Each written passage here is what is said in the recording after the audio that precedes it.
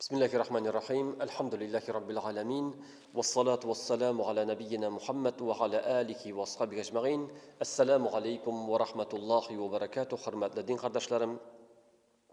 Allah'ın rahmeti bilen mine biz indi Ramazan ayının ikinci 10 gününde şıraşabız. Bugün 11. Ramazan. Allah subhanahu wa ta'ala tutkan urazlarımızı kabullardan kılsaydı. Şulay ettirip biznin Ramazanның günleri кимеп бара. Elhamdülillah, тырышкан кеше тырыша. Әмма ләкин әле кем тырышмаган икән, кем әле үзен тәртипкә сала алмаган икән, әле мөмкинчелек бар. Вакыт бар. Хөрмәтле дин кардәшләрем, тырышыйк, Коръан укыйк, дуга кылыйк. Таравих намазларын калдырмыйча башкарыйк. Шушы айда изге гамәлләр кылып, Аллаһ субханаһу ва таалагә якынайык. Аның иншалла әҗр савабы булачак. Кыямәт көнендә Аллаһ субханаһу ва таала әҗрне мул итеп бирәчәк. Шуңа күрә менә бүген әле тапшыруның беренче өлешендә Рамазан аенда кыла таган изге гамәлләрнең берсе һәм иң мөһимнәрнең берсе ул да булса дуга турында сөйләп китәсем килә. Аллаһ Таала Бакара сүрәсендә шушы ураза хөкемнәрен баян кылганда, шушы аятлар, ураза аятлары арасына бер аятны кертә. Ва идә сәәләкә ибади анни фа инни кариб.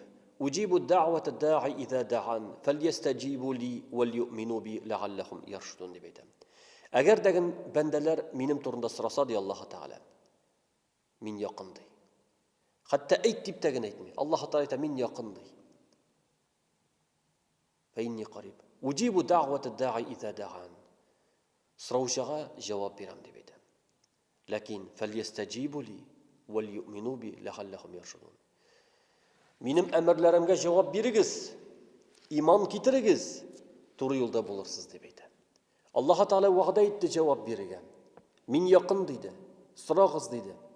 Ләкин шул ук вакытта, чөнки Аллаһ Таала синең дуганны җавап бирү генә әле ул максат түгел. Әле ул синең дөньяви, мәсәлән, кемдер әйтергә мөмкин, мин Аллаһтан сорадым, имтиханымны уңыш бирергә. Уңышлы гына бирдем. Тагын нәрсә булуын дөньяви максатлар сорыйлар һәм була. Ягъни шуның белән канагать булып яшәргә мөмкин кеше. Юк, дөньяның теләкләре булу гына әле ул максат түгел. Аллаһ Таала әйтә: "Фальястаҗибу ли". Аллаһка, Аллаһның әмеренә җавап бирегез дип әйтә. Иман китерегез ди. Һәм җавап бир. Иң мөһиме Аллаһны танып, аның кушканнарын үтәп, тыйганнардан тыелып яшәү. Һәм инде дуганы Аллаһ Таала кабул итүче, һәм Аллаһ Таала дугаларны кире какмый дип әйтә. Хәтта әйтә: "Әвәмәй юҗибул муттарра иза да'a".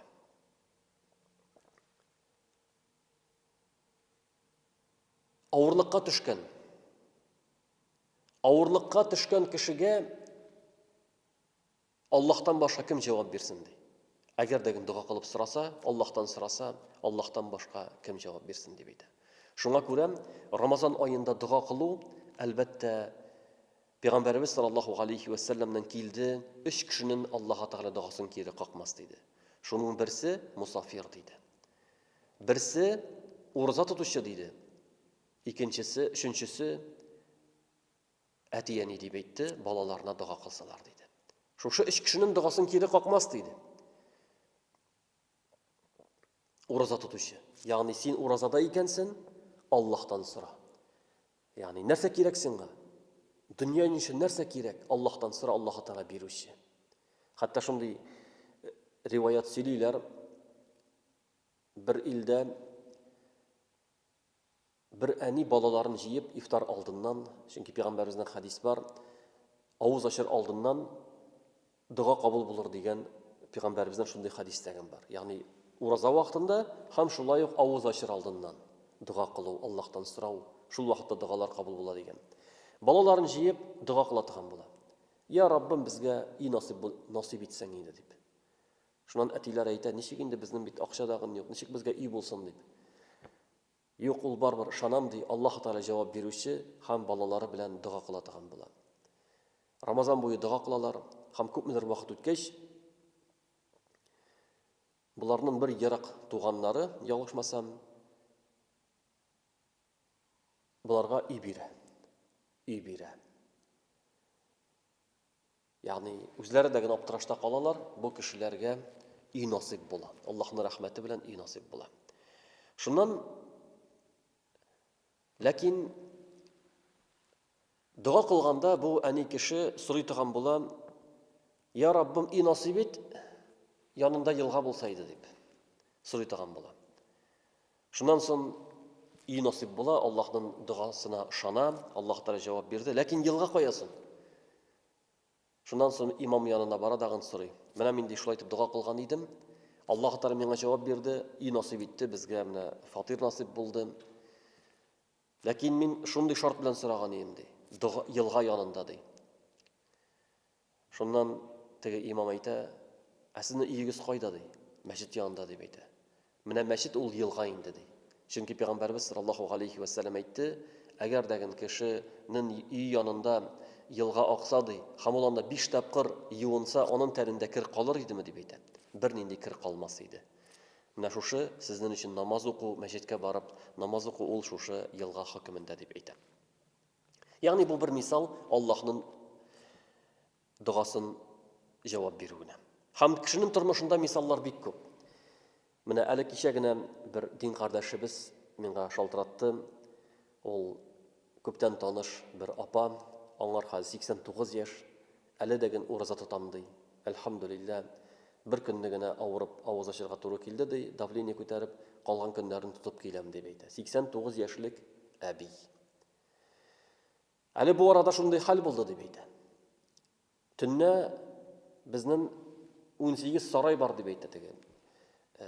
Күп катлы йорт янында 18 сарай бар иде. Шуның бер сарайы, берсе минеке ди. Төнне ут чыкты, сарайларның урталарыннан пожар башланып, ут янгын чыгып таралды дип әйтә. Мин чыктым ди, төнне чыктым, МЧСка шалтыратып, пожарныйларны чакырдым дип әйтә. Һәм үзем Аллаһтан сорадым ди. Чөнки Пәйгамбәрбез саллаллаһу алейхи ва саллямның шундый хадисе бар: "Ут чыкса, тәкбир әйтегез" ди. Һәм мин әйтә, кычкырып тәкбир әйттем дип әйтә. Аллаһу акбар дип, Аллаһу акбар дип, Аллаһтан тәкбир әйтеп сорадым ди. Һәм кычкырып дуа кылып сорадым дип әйтә. Миңа пожар ут сүндерүчеләр әйттеләр ди, бар калдуй дома дип әйттеләр ди. Өйгә кирип, анда укы дип әйттеләр ди. Мин шунда урамда Аллаһтан сорадым дип әйтә. "Я Раббым, коткар" дип Аллаһтан сорадым ди. Иртә белән ут янгынны сүндереп бетергәч, карасалар, bütün сарайлар янып беткән шушы әбинең сараеннан башка. Хәтта шифр белән капланган түбәсе, шифрга дагы бер нәрсә булмаган ди. Шуннан ут сүндерүчеләр әйттеләр ди, "Это бабушка заколдовала" дип әйттеләр ди. Ягъни мин әйттем ди аларга, бу әби әйтә инде. Мин заколдовать итмәдем ди. Аллаһ Тәгалә коткарды минем сараемны дип әйтә. Аллаһ Тәгалә коткарды ди. Ягъни әгәр дәген кеше чын ихласы белән Аллаһ Тәгаләгә ышанып, Аллаһтан сорый икән, Аллаһ Тәгалә җавап бирүче. Шуның өчен, хөрмәтле дин кардәшләрем, менә бу Рамазан айы безнең өчен зур форсат Аллаһтан сорарга. Нинди мәшәкатьләребез бар, авыруларыбыз бар, омтылышларыбыз бар дөнья һәм ахират өчен. Әлбәттә, мусульман кешенең төп максаты булырга тиеш ахират. Төп максаты ахиратны сорарга кирәк. Чөнки синең төп максатың ахират булса, дөньяны Аллаһ Тәгалә үзе тәртипкә сала. Хәтта Пәйгамбәрбез янында бер көнне бер сахаба килә, ул Шүл гарәбе инде, ул Шүл гарәбе килә. Пәйгамбәрбез янына әйтә саллаллаһу алейхи ва саллям: "Я Расулуллаһ ди, мин синең шикелле ди матур итеп дуа кыла белмим" ди. Шуннан Пәйгамбәрбез әйтә: "Син ничек нәрсә сорыйсың" дип әйтә. "Ничек син дуа кыласың" ди. Шуннан теге гарәп кешесе әйтә, Шүл гарәбе әйтә: "Мин әллә нәрсә сорамыйм" дип әйтә. Ләкин ди мин сорыйм ди: "Я Раббым, җәннәтеңне насыйп ит. Һәм җәһәннәмнән коткар" дип сорыйм дип әйтә. Шуннан соң Пәйгамбәрбез саллаллаһу алейхи ва саллям әйтә: "Бездәген шул дуа тирәсендә йөрибез" дип әйтә. Ягъни безнең дуаларыбызның мәгънәсе дәген шушы дип әйтә. Аллаһның рәхмәтен сорау, Аллаһның жәннәтен сорау һәм җәһәннәмнән котылу. Пәйгамбәрбез саллаллаһу алейхи ва саллям әйтә, кем 3 тапкыр Аллаһтан жәннәт сораса ди, Аллаһ Тәгаләгә жәннәт әйтер ди, я Раббым, бу бәндәнне жәннәтеңә керт дип әйтер ди. Әгәр дәген кеше көн сайын 3 тапкыр Аллаһтан җәһәннәмнән сыенса, я Раббым, коткар мине җәһәннәмнән, җәһәннәмгә кергә насыйп итмә дип Аллаһ Тәгаләдән сорый икән, җәһәннәм әйтер ди, я Раббым, коткар бу бәндәнне җәһәннәмнән дип әйтер ди. Шуңа күрә, менә кеше нәрсә сорыйм дип әйтсә, сора, я Раббым, җәннәтеңне насыйп ит. Үземә, әти-әниемә, балаларыма, гаиләмә, якыннарыма. Я Раббым, җәннәткә алып керә торган гамәлләр насыйп ит, дип Аллаһ Тәгаләдән сорау. Менә без иншалла Фатиха сүрәсенең ахыргы аятларын укыганда, анда дуга. Аның турында аерым әйтеп китербез. Ягъни иң мөһиме нәрсә сорау? Хидаят сорау, тауфиқ сорау. Ул мөһим. Әлбәттә, дуга кыла дип әйткәч, аның шартлары бар. Ягъни дуга кашан кабул була? Әгәр дәген аның шартлары булса. Пәйгамбәрбез саллаллаһу алейхи ва саллям әйтте, дуга кабул булыр дип ашыкмасагыз диде. Ашыгу кашан була? Кемдер, мин дуга кылдым, миңа җавап бирмә дип әйтсә ди. Ашыкмаска кирәк. Икенчесе, халал туклану, халал ризык. Ягъни әгәр дәген кеше харам белән туклана икән, аның дугасы кире кагылу ихтималы зур. Пәйгамбәрбез саллаллаһу алейхи ва саллям әйтә, бер кеше дип әйтә, сәфәрдә булса ди, сәфәрдә ди, дуга кабул булган урын сәфәр. Чәчләре тузган, киемнәре тузанлы, кулларын күтәргән, я Раббым дип Аллаһка мөрәҗәгать итә ди. Ягъни бу кеше дуга кабул булырга бөтен шартларны үтәгән шикелле.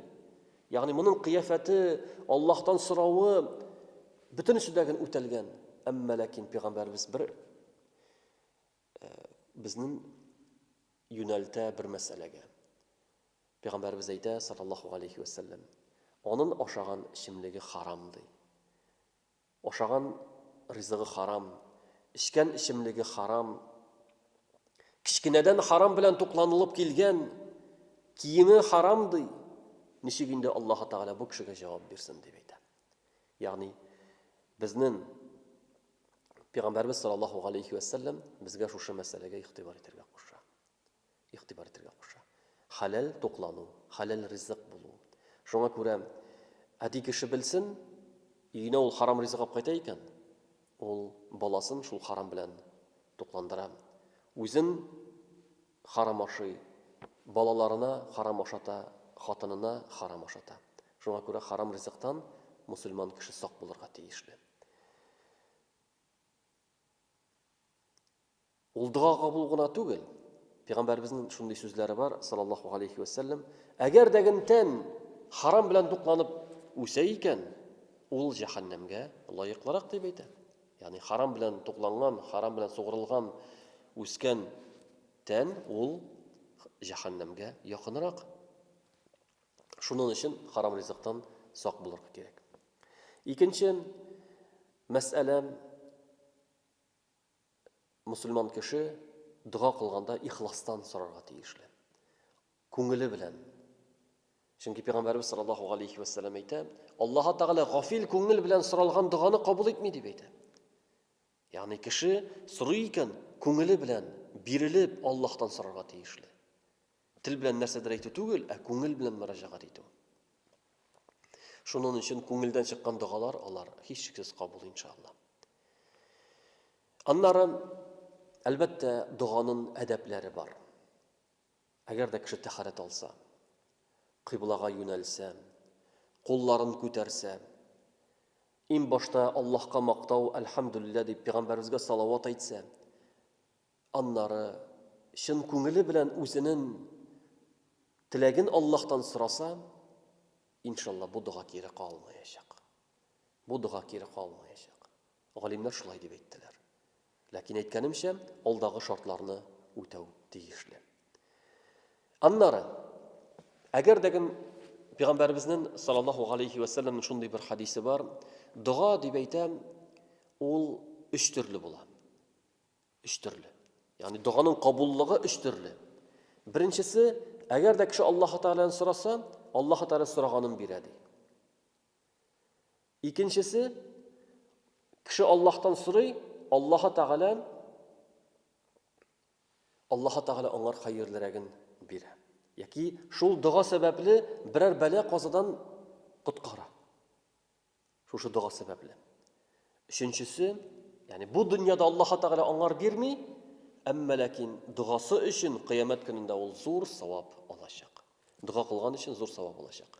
Шуңа күрә Гомар радиллаһу анху әйтә торган булам, мине борчымый дип әйтә. Кайчан дуа кабул булыр икән дип мин борчылып йөрмим ди. Менә кайчан дуа кылып булыр микән дип борчылам ди. Ягъни аның максаты күбрәк дуа кылырга, Аллаһтан сорарга. Һәм инде дуа кылганда әйткәнемчә, күңел белән Аллаһка мөрәҗәгать итү ул инде дуа. Менә син күңелем белән, я Раббым дип Аллаһ Тәгаләгә мөрәҗәгать итәсең икән. Аллаһ Тәгаләдән сорыйсың икән, менә бу дуа. Идән чыгып киткәндә, я Раббым, Алла сиңа тапшырдым дип, үзеннән ярдәм сорыйм дип. Ягъни һәрбер эшендә күңелем белән Аллаһтан сорау. Менә шушы инде дуа. Шуның өчен мөселман кеше күңеле һәр вакытны Аллаһ белән бәйле булырга тиешле.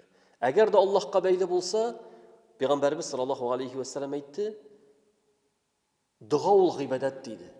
Ягъни синең Аллаһтан соравың, күңелең Аллаһ Тәгаләгә бәйле булуың, Аллаһтан сорау ул үзе бер гыйбадат. Ягъни син гыйбадат кыласың, Аллаһ Тәгаләдән сорыйсың. Инде әйткәнемчә Рамазанга килгәндә, Рамазан айы дәвамында дуалар кабул була дип әйттек. Ягъни менә бу шушындый форсат безгә дуалар кылырга. Аннары ифтар алдыннан, авыз ачыр алдыннан дуалар кабул була. Менә шул вакытта күбрәк дуа кылу. Һәм шулай ук без сәхәр вакытында хәзер сәхәргә торабыз, сәхәр ашыйбыз. Сәхәр вакытында дагы дуалар кабул була. Менә шушы сәхәр вакытларында да Аллаһ Тәгаләдән сорау, динебез өчен, иманыбыз өчен, гаиләбез өчен, якыннарыбыз өчен Аллаһ Тәгаләдән сорау тиешле. Аллаһ Тәгалә җавап бирергә вәгъдә итте. Һәм Аллаһ Тәгалә дуа кылганны ярата.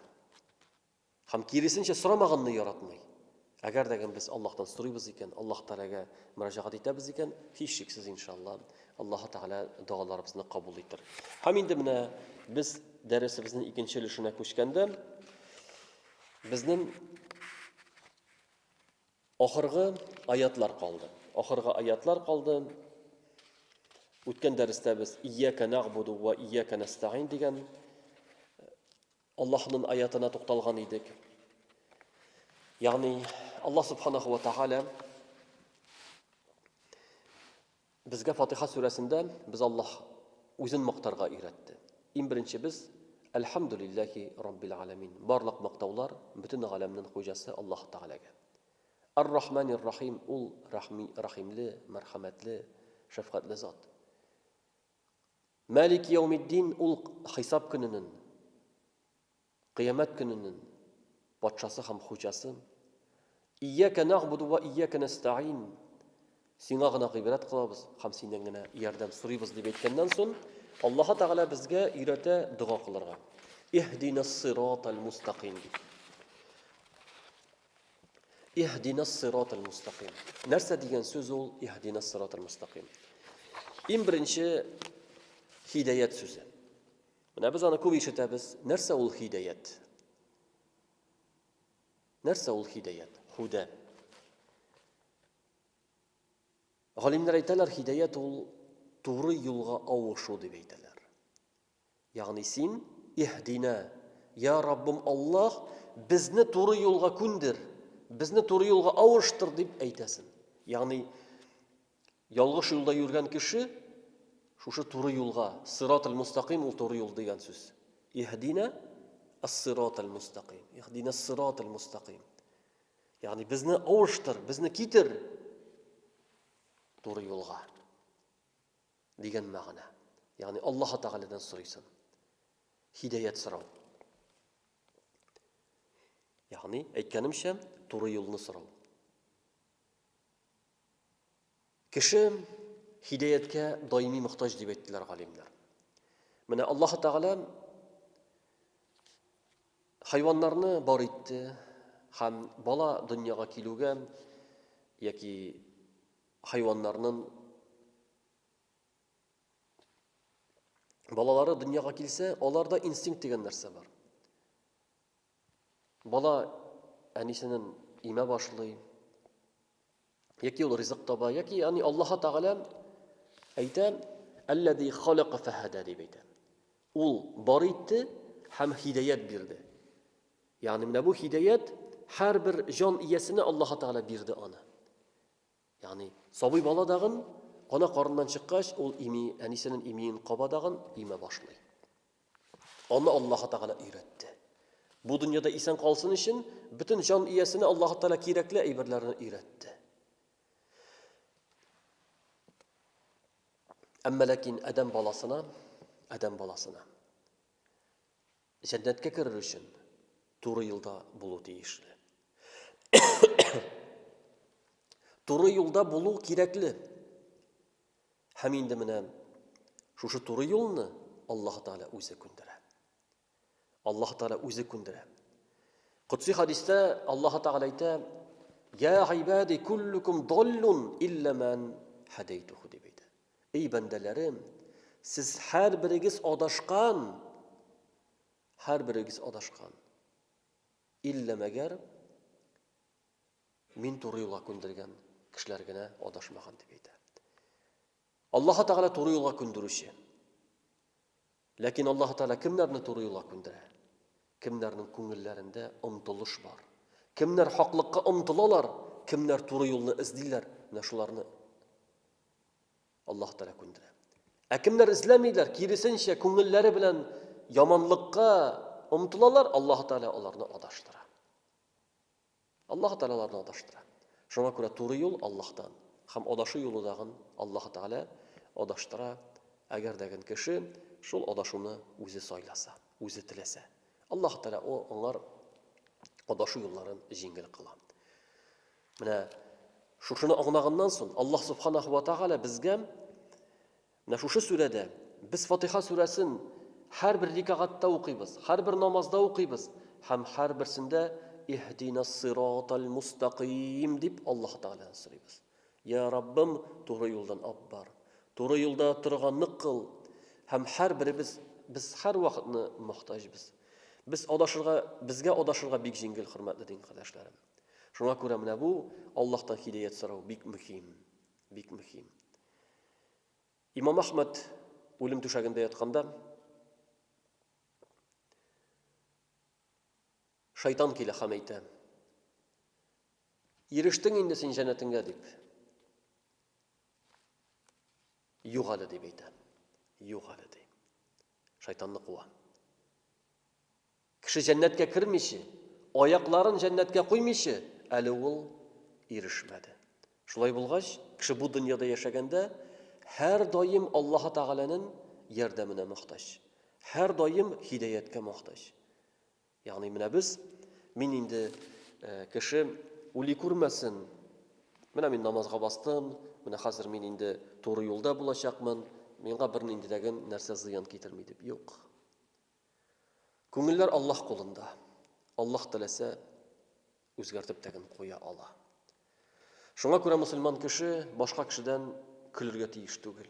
Ya'ni dinga kelmagan, adashuda yurgan kishidan kulirga tegish tugil. Misqil etib qararga tegish tugil. Kirisincha alhamdulillah men Alloh taolo nasib etdi to'g'ri yo'lga bosirga, ya Rabbim to'g'ri yo'lda turga nasib etsang edi deb Allohdan so'rarga kerak. Shunga ko'ra ihdinas sirotal mustaqim. As-sirat ya'ni yo'l mustaqim to'g'ri degan so'z. Ya Rabbim to'g'ri yo'lga kundir. To'g'ri yo'lga kundir. Hamul to'g'ri yo'l, ya'ni Allohdan so'raysan ekan, Alloh taolo senga uni beracak. Ya bir kengashchi beracak u. Ya senga foydali kitob beracak, foydali va'z tinglatacak. Alloh taolo foydali ibtash beracak, seni shu to'g'ri yo'lda olib boradi. Shunga ko'ra kishining ko'ngilida bo'lirga tegishli. To'g'ri yo'lga umtilish bor ekan, Alloh taolo onlar beracak.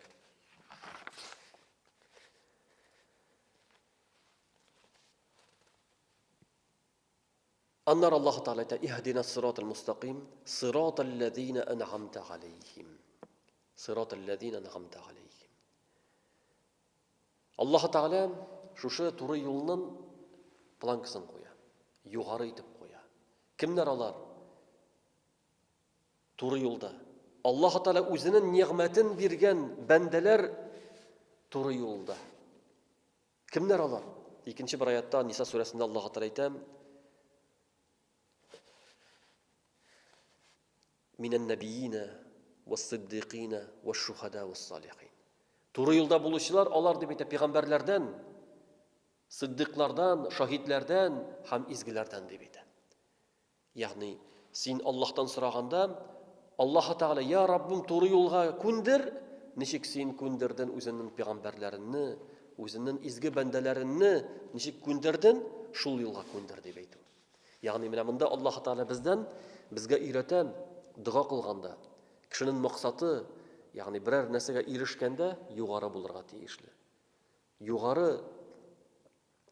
Югарыны сорасан, хәтта син аңар ирешмәсәң дәген, ләкин синең нәтиҗәң югары булачак.